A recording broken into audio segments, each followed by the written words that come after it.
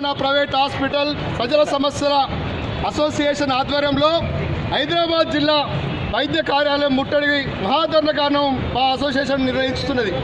దీని యొక్క ముఖ్య ఉద్దేశం ఏమనగా హైదరాబాదు జిల్లాలో డిఎంహెచ్ఓ రూల్స్ అండ్ రెగ్యులేషన్ ప్రకారం 992 హాస్పిటల్ పర్మిషన్ ఉన్నది.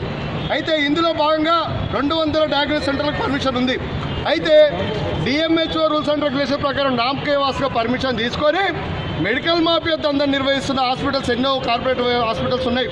దీనిలో ఎంత నిర్లక్ష్యం అంటే డిఎంహెచ్ఓ రూల్స్ అండ్ రెగ్యులేషన్ కంటే ఎక్కువ రేట్లు తీసుకొని గవర్నమెంట్కి ఏమో ఒక రేట్లు చూపించి ప్రజల దగ్గర మాత్రం ఎక్కువ రేట్లు తీసుకోవడం జరుగుతుంది.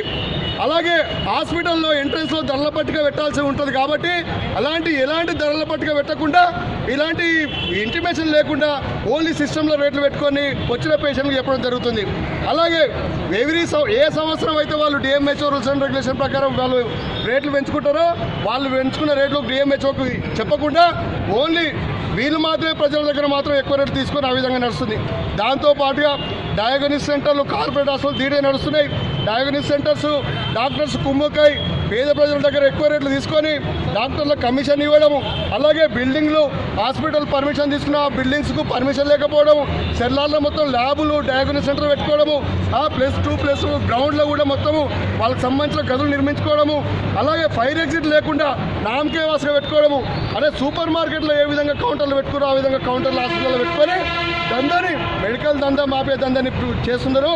ఈ విధంగా ఎంత నిర్లక్ష్యం అంటే సాధారణ ప్రజలు ప్రైవేట్ హాస్పిటల్ పోవాలంటే ఫస్ట్ పోకముందుకే సగం ప్రాణభయంతో చనిపోవడం జరుగుతుంది. అంతా ఆ విధంగా మోసం చేస్తున్నారు.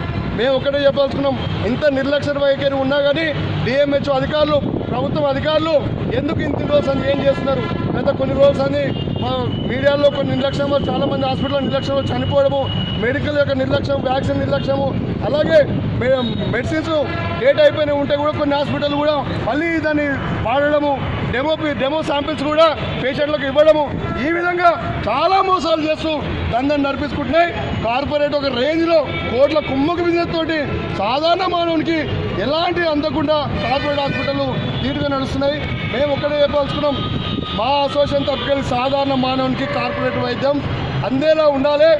గవర్నమెంట్ ఒక రేట్లు చూపించుకొని ప్రజల దగ్గర మాత్రం ఎక్కువ రేట్లు తీసుకొని ఆ విధంగా మోసం చేస్తున్నారు. సాధారణ రైతు సాధారణ ప్రజలు హాస్పిటల్ పోవాలంటే చాలా భయపడుతున్నారు. గవర్నమెంట్ హాస్పిటల్ పోవాలంటేనేమో ఫెసిలిటీస్ లేక తక్కువ బ్రాంచీలు ఉన్నాయి.